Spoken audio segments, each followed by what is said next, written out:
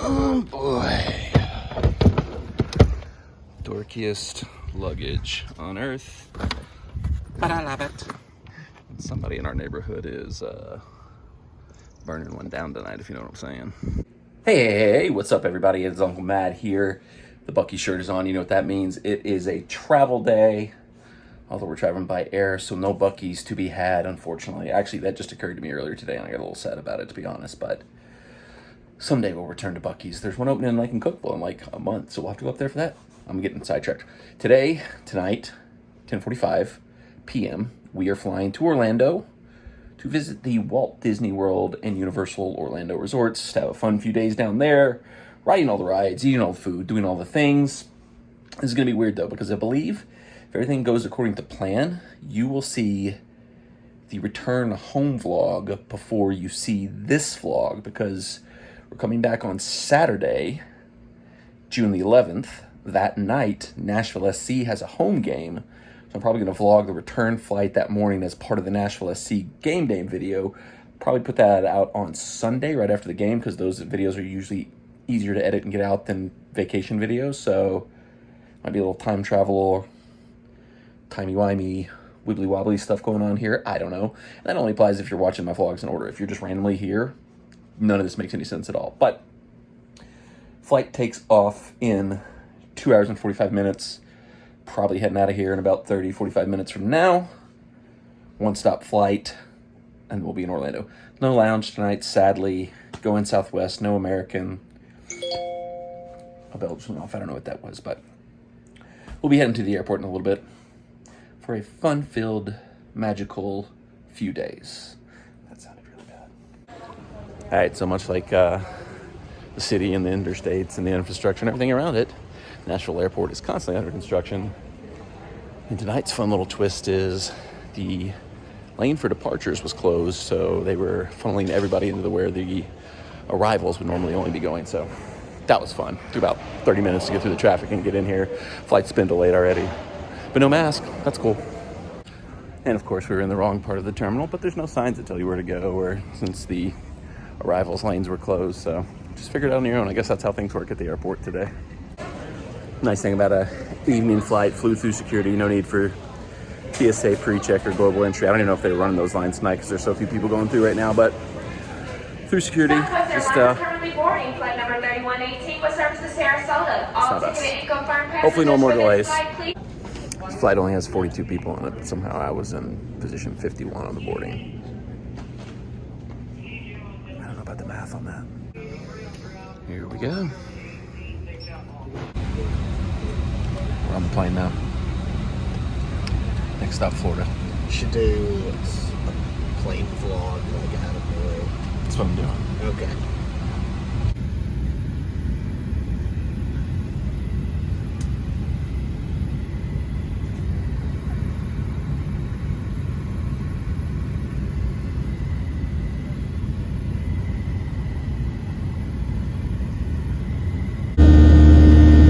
Goodbye, Nashville.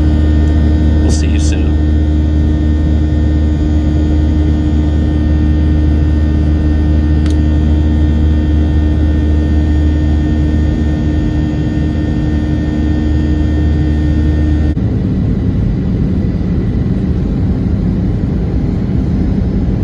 I swear, I don't think it matters how many times I fly in here. I never seem to be on the right side to be able to see the parks.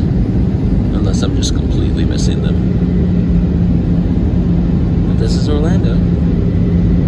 There's the Sun Pass toll places right there.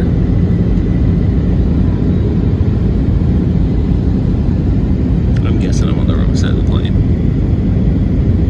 But I could be wrong. It's dark. Who knows what's out there?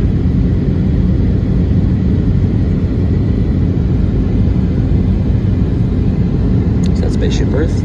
Yeah.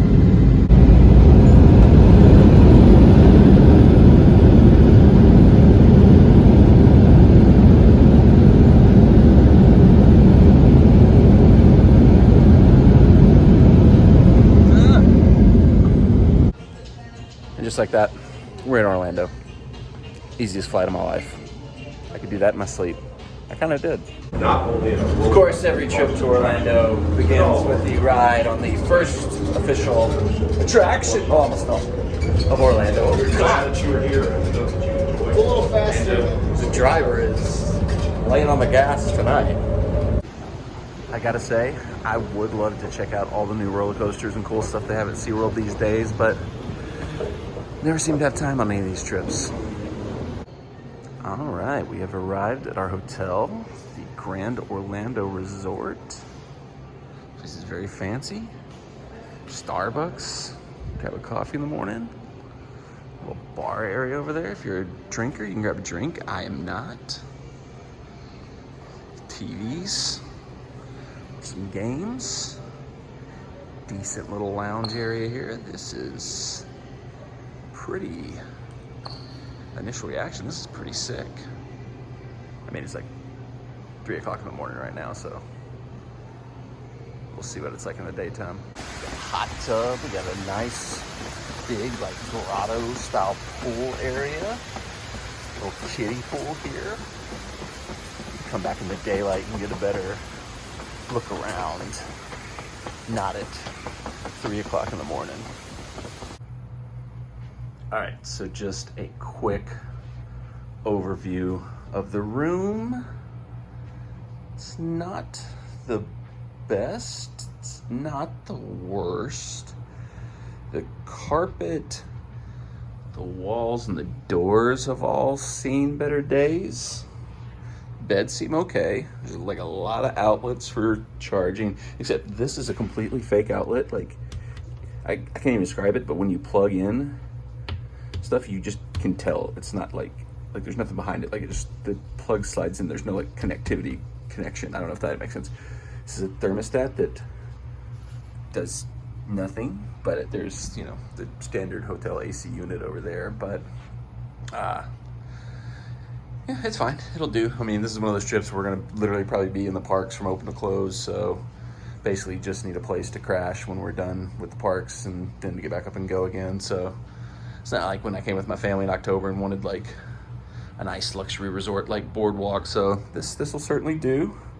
Do have a refrigerator. So there was a gentleman who was very upset that he didn't have a microwave in his room that we encountered. So definitely when we hit the hallway in the actual room building, you could tell it was a little bit stepped down from what it seemed like we were seeing in the lobby. I'm gonna go around in the morning and do like a full kind of walk around kind of tour thing, because I gotta get up at like 6:30 to try to get us the virtual queue boarding group, whatever you want to call it, for Guardians of the Galaxy Cosmic Rewind, the new ride at Epcot. It's Guardians of the Galaxy roller coaster. You have to get up at 7 a.m. to try to join a boarding group to get into a virtual line to ride the ride. There's no standby. You can't just go stand in line to ride it. So if you don't know.